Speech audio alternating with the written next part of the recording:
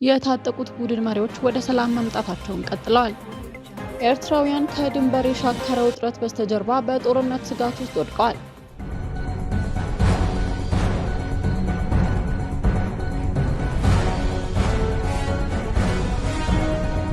ጤና ይስጥልኝ ክቡራንና ክቡራት የዩቲዩብ ቻናል ቤተሰቦቻችን፣ የሰዓቱን አጫጭር የሀገር ውስጥና የውጭ ዜናዎች ይዤላችሁ መጥቻለሁ። ትኩስ መረጃዎች በየቀኑ እንደተለቀቁ ማስታወሻ ምልክት እንዲደርሳችሁ የዩቲዩብ ቻናላችንን ሰብስክራይብ በማድረግ የደውል ምልክቷን መጫን አይዘንጉ። ወደ መረጃዎቹ እናልፋለን።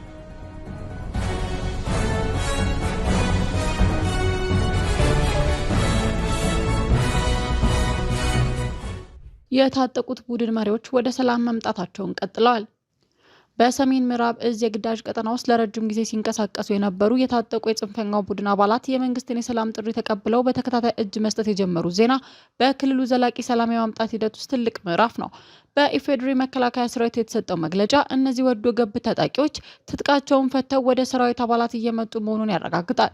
እጅ ከሰጡት መካከል አንዱ የሆነውና ራሱን የጎንደር በጋሻው ክፍለ ጦር ብሎ የሰየመው የቡድኑ አደረጃጀት ምክትል አዛዥ አብነት አለምነው የሰጡት የእምነት ቃል በቡድኑ የተፈጸመውን የጭካኔ ተግባር በግልጽ የሚያሳይ ነው። አብነት አለምነው በማዕከላዊ ጎንደርና በጎንደር ከተማ ዙሪያ ባሉ የተለያዩ አካባቢዎች ለ2 ዓመታት ያህል በፈጸሙት ድርጊት እንታገልለታለን ብለው የወጡትን ህዝብ በእጅጉ እየበደሉና ለጆሮ የሚሰቀጥጥ ግፍ እየፈጸሙበት እንደሆነ አምኗል። በሰላማዊ ዜጎች ላይ ሰውን በማገት በመስረፍ እምቢ ያለውን ደግሞ በመግደልና ሌሎች አሰቃቂ ወንጀሎችን ፈጸም ህዝቡ ከዚህ በፊት አይቶት የማያውቀውን መከራና ስቃይ እንዳሳዩት በግልጽ ተናግሯል። የቡድኑ አባላት እጅ ለመስጠት የወሰኑበት ዋነኛ ምክንያት በህዝቡ ላይ ያደረሱት ግፍና በደል አልበቃ ብሎ ከታሪካዊ ጠላቶች ጋር በመተባበር የባንዳነት ተግባር እየፈጸሙ መሆናቸውን ህዝቡ በመረዳቱ ምክንያት ህዝቡ እነሱን ካሁን በኋላ መሸከም እንደማይችል ስለተገነዘቡ ነው። በመሆኑም የመንግስትና የሰላም ጥሪ በሙሉ ፈቃደኝነት በመቀበል ወደ ሰላም ጎዳና መምጣታቸውን ገልጸዋል። በተመሳሳይም በማዕከላዊ ጎንደር ዞን በምዕራብ ደንበያ አካባቢ ሲንቀሳቀሱ ከነበሩ ወዶ ገብ ጽንፈኞች መካከል የዳግማዊ ቴዎድሮስ ኮር አመራ የነበረው ባብል ብሩክ ህዝቡን በውሸት ትርክት በማታለል የተለያዩ መከራና ስቃይ እንዳደረሱበት አምኗል። አሁን ግን ከመንግስት የጸጥታ አካል ጋር በመተባበር የአካባቢውን ሰላም ለመጠበቅና የበደሉትን ህዝብ ለመካስ መዘጋጀቱን አስታውቋል። ባብል ብሩክ ልክ እንደነሱ በውሸት ወሬ ተታለው በጫካ ለሚገኙ ሌሎች ታጣቂዎች መንግስት ያቀረበውን የሰላም ጥሪ ተቀብለው በሰላም ወደ ህዝባቸው እንዲመለሱ ጥሪ አቅርበዋል። ይህ የእጅ መስጠት ሂደት በክልል ውስጥ ያለውን የትጥቅ ትግል በማብቃትና የሰላም ቅድሚያ በመስጠት ረገድ ትልቅ አዎንታዊ ለውጥ የማምጣት አቅም አለው። የመንግስት የሰላም ጥሪ ደግሞ ሌሎች በስህተት ጎዳና ያሉ ግለሰቦች ወደ ሰላማዊ ህይወት እንዲመለሱ በር ከፍቷል። ኤርትራውያን ከድንበር የሻከረ ውጥረት በስተጀርባ በጦርነት ስጋት ውስጥ ወድቀዋል። በቅርቡ ኢትዮጵያና ኤርትራ ዳግም ወደ እርስ በርስ መወነጃጀልና የጦርነት ቅስቀሳ ክስ ውስጥ መግባታቸውን ተከትሎ በአጎራባቸው ኤርትራ የሚገኙ ዜጎች ከፍተኛ ስጋት ውስጥ መግባታቸው ተዘግቧል። የሁለት ሀገራት ግንኙነት በተለይ ከፕሪቶሪያዊ ሰላም ስምምነት ወዲህ መሻከር መምጣቱ በድንበር አካባቢ ለሚኖሩት ብቻ ሳይሆን በመላ ሀገሪቱ ለሚገኙት ኤርትራውያን ከፍተኛ ጭንቀት ፈጥሯል። በአስመራ ነዋሪ የሆነውና ከዚህ ቀደም በነበሩት የድንበር ግጭቶች እንዲሁም በትግራይ ጦርነት የተሳተፈው ተወልደ የተባለ ግለሰብ ሌላ ጦርነት እንዳይነሳ እየጸለየ መሆኑን ተናግሯል። የጦርነት መዘዝ ምን ያህል ከባድ እንደሆነ የሚያውቀው ተወልደ ጦርነት ከተጀመረ ብዙ ልጆች አባት አልባ ይሆናሉ፣ እናቶች ባሎቻቸውን፣ ወላጆችም ልጆቻቸውን ያጣሉ በማለት ስጋቱን በስሜት ገልጿል። ይህንንም የኤርትራን ሕዝብ ለረጅም ጊዜ በጦርነት ሳቢያ ያየውን ሰቆቃ የሚያሳይ ነው። ውጥረቱ የጋለ መሆኑን የሚያሳየው የሁለቱ ሀገራት ከፍተኛ ባለስልጣናት እርስ በርስ የሚለዋወጡት የክስ መግለጫ ነው። ኤርትራ ኢትዮጵያ የአሰብን ወደብ ለመውሰድ እያቀደች ነው የሚል ከባድ ክስ ስታቀርብ፣ የኢትዮጵያ የውጭ ጉዳይ ሚኒስተር ጌዲዮን ጢሞቴዎስ በበኩላቸው የኤርትራ ትንኮሳና ጠባጫሪነት የኢትዮጵያን ትዕግስት እየፈተነ ነው ሲሉ በቅርቡ መናገራቸው ውጥረቱን የበለጠ አባብሶታል። ኢትዮጵያ ኤርትራን ለግጭት በንቃት እየተዘጋጀች ነው ስትል መኮንኗም ሁኔታውን ይበልጥ አሳሳቢ አድርጎታል። በዚህ ሁሉ የጦርነት ስጋት ምክንያት ወጣቶች ሀገራቸውን ለቀው እየሸሹ ነው። በትግራይ ጦርነት ተሳትፎ የነበረውና መሐራ የተባለ ኤርትራዊ የቀድሞ ወታደር ወጣቶች ሊመጣ ያለውን ጦርነት በመፍራት ወደ ኢትዮጵያና ሱዳን በብዛት እየሸሹ ነው ብሏል። ይህ የስደት ማዕበል ሀገሪቱ በጦርነት ጥላ ስር መውደቋን የሚያሳይ ነው። በስደት የምትኖረው ለዋን የተባለች ኤርትራዊትም ቤተሰቦቿ በፍርሃት ውስጥ መሆናቸውን ጠቁማለች። እንደሷ ገለጻ እናቶች ለስብሰባ እየተጠሩ ጠቅላይ ሚኒስትር አብይ በእናንተ ላይ ጦርነት ሊከፍት ስለሆነ ልጆቻችሁን አዘጋጁ የሚል ትዕዛዝ እየተሰጣቸው ነው። ይህም አንዳንዶቹ እናቶች በትግራይ ጦርነት የጠፉ ልጆቻቸውን የት እንደገቡ እንኳን ሳያውቁ ቀሪ ልጆቻቸውን ለጦርነት እንዲልኩ የመጠየቅን ልብ የሚሰብር ሰቆቃም ፈጥሯል። የኤርትራ መንግስት ቃል አቀባይ የማነ ገብረ መስቀል ለጉዳዩ ምላሽ ለመስጠት ፈቃደኛ አለመሆናቸው ነዋሪዎቹን አሁን ያለውን ሁኔታ ተአምር ብቻ ነው የሚያቆመው ሲሉ ተስፋ መቁረጣቸውን የኤኤፍፒ ዘገባ አመላክቷል። ይህም የሁለቱን ሀገራት የጋለ ውጥረት በህዝቡ ላይ የፈጠረውን ከፍተኛ ስነልቦናዊና ማህበራዊ ጫና የሚያሳይ ነው። የትግራይ ነጋዴዎች አጣብቂኝ የግብር አፈጻጸም እንዲታገድ የፌዴራል መንግስት ጥያቄ አቀረበ። በትግራይ ክልል የሚገኘው የንግዱ ማህበረሰብ በክልሉ ባለው ከባድ የኢኮኖሚ ጫና ምክንያት የገቢ ግብር ማሻሻያ አዋጅ ቁጥር 1395/2017 አፈጻጸም ወዲያውኑ እንዲታገድ ለፌዴራል መንግስት ጥያቄ ማቅረቡን ተከትሎ የክልሉ ነጋዴዎች የገጠማቸው ኢኮኖሚያዊ ቀውስ ምን ያህል ትልቅ እንደሆነ መገንዘብ ይቻላል። የክልሉ የንግዱ ማህበረሰብ አዋጁ የክልሉን ወቅታዊና የኢኮኖሚ ሁኔታ የሚያንጸባርቅ ነው ሲል ጠንካራ አቋሙን አቅርቧል።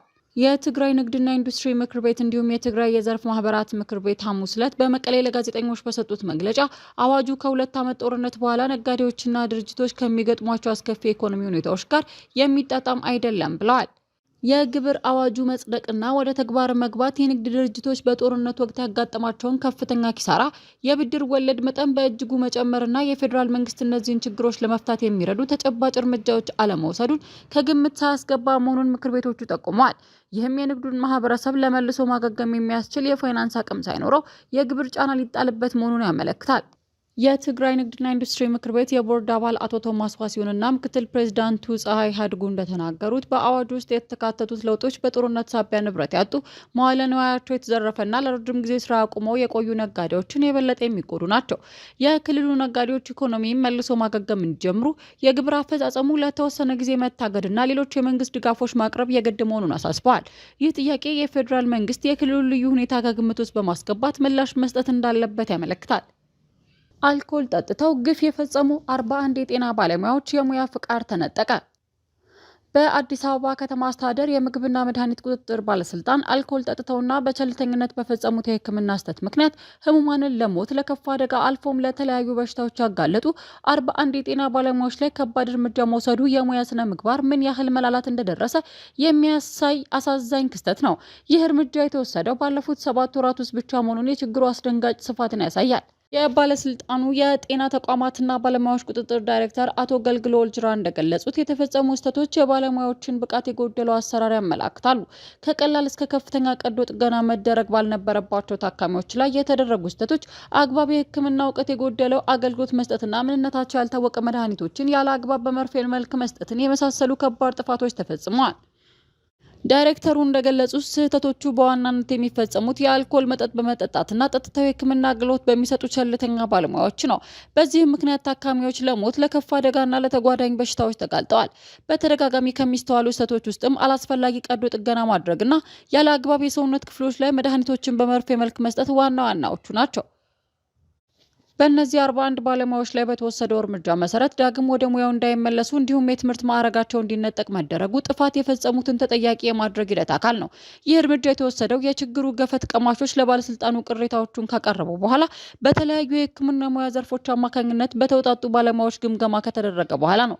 አቶ ገልግሎ መሰል እርምጃዎችና የቁጥጥር ስራዎች ተጠናክረው እንደሚቀጥሉ ገልጸው ባለሙያዎች የሙያ ስነ ምግባራቸውን እንዲያከብሩ፣ ነዋሪውን መሰል ድርጊቶችን ሲያስተውል ጥቆማዎችን በመስጠት የበኩሉን አስተዋጽኦ እንዲወጣ ጥሪ አቅርበዋል። ከሕክምና አሰጣጥ ጋር በተያያዘ ህዝቡ ከፍተኛ ቅሬታ ከሚያነሳባቸው ጉዳዮች አንዱ በተለይም በግል የሕክምና ተቋማት ውስጥ የሚጠየቀው የገንዘብ ክፍያ ነው።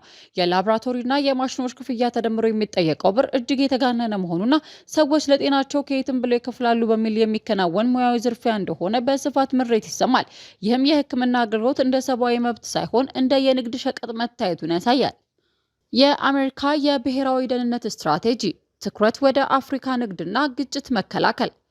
የፕሬዝዳንት ዶናልድ ትራምፕ አስተዳደር ይፋ ያደረገው የብሔራዊ የደህንነት ፖሊሲ ሰነድ ዩናይትድ ስቴትስ በአፍሪካ የምትከተለውን የውጭ ፖሊሲ በመለወጥ ከባህላዊ እርዳታ ሰጪነት ይልቅ አዲስ ግጭት እንዳይቀሰቀስ መከላከልና የጋራ ጥቅም ያለው የንግድ ግንኙነትን ማጎልበት ላይ ማተኮር እንዳለባት የሚያመላክት ነው። ይህ የብሔራዊ ደህንነት ስትራቴጂ ሰነድ አሜሪካ አፍሪካን በተመለከተ ለረጅም ጊዜ የተከተለችውን ፖሊሲ እርዳታና ሊበራል ርዕዮተ ዓለም ማስፋፋት ላይ ያተኮረ እንደነበር ተችቷል። ከእንግዲህ በኋላ ግን ትኩረት ወደ ግጭትን መቀነስና የጋራ ጥቅም ያለው የንግድ ግንኙነትን ማጎልበት ማዛወር አስፈላጊ መሆኑን አስምሮበታል። ሰነዱ እንደሚለው የአሜሪካ አቋም ከውጭ እርዳታ ይልቅ የአፍሪካን የተትረፈረፈ የተፈጥሮ ሀብትና የተደበቀ እምቅ አቅም ለመጠቀም ወደሚያስችል የመዋለ ንዋይና የእድገት ግንኙነት መሸጋገር አለበት። ይህም የአፍሪካ ሀገራት በራሳቸው እግር እንዲቆሙና የንግድ አጋርነታቸውን እንዲጎለብት ለማድረግ ያለመ ነው። በተለይም በኢትዮጵያ፣ ኤርትራና ሶማሊያ መካከል አዳዲስ ግጭቶች እንዳይቀሰቀሱ መከላከል በአሜሪካ የብሔራዊ ጸጥታና ስትራቴጂ ውስጥ እንደ አማራጭ የቀረበ መሆኑ የሶስት ቀንድ አፍሪካ ሀገራት የጸጥታ ሁኔታ ለአሜሪካ ደህንነት ያለውን ስትራቴጂካዊ ጠቀሜታ ያሳያል። ዩናይትድ ስቴትስ ከአፍሪካ ጋር ከእርዳታ ወደ ንግድና መዋዕለ ንዋይ ተኮር ግንኙነት መሸጋገር እንዳለባት የሚገልጸው ሰነድ ገበያዎቻቸውን ለአሜሪካ ዕቃዎችና አገልግሎቶች ለመክፈት ቁርጠኛ ለሆኑ ብቁና አስተማማኝ ሀገራት ቅድሚያ ሊሰጥ እንደሚገባ ምክረ ሀሳብ ቀርቧል። ይህም የአሜሪካ ምርቶችና አገልግሎቶች ወደ አፍሪካ ገበያ ለማስገባት የሚያስችል አዲስ የዲፕሎማሲ መንገድ መክፈት የሚፈልግ ይመስላል። ወደ ሳምንቱ የአየር ትንበያ እናልፋለን። አዲስ አበባ ከፍተኛ 23፣ ዝቅተኛ 9፣ ባህር ዳር ከፍተኛ 28፣ ዝቅተኛ 14፣ መቀሌ ከፍተኛ 26፣ ዝቅተኛ 11፣ አርባ ምንጭ ከፍተኛ 31፣ ዝቅተኛ 18፣ ሰመራ ከፍተኛ 37፣ ዝቅተኛ 22፣ ሲዳማ ወይም ሐዋሳ ከፍተኛ 25፣ ዝቅተኛ 13 ናቸው። ክቡራን አድማጮቻችን ለሰዓቱ ብታዳምጣችሁ ያልኳቸውን አጫጭር መረጃዎች ያዳመጣችኋቸውን ይመስላሉ። ስለተከታተላችሁን ከልብ እያመሰገንኩ ከሰዓታት በኋላ በሌሎች አጫጭር ጥንክሮች እስከምንገናኝ በያላችሁበት መልካም ውሎ እመኛለሁ።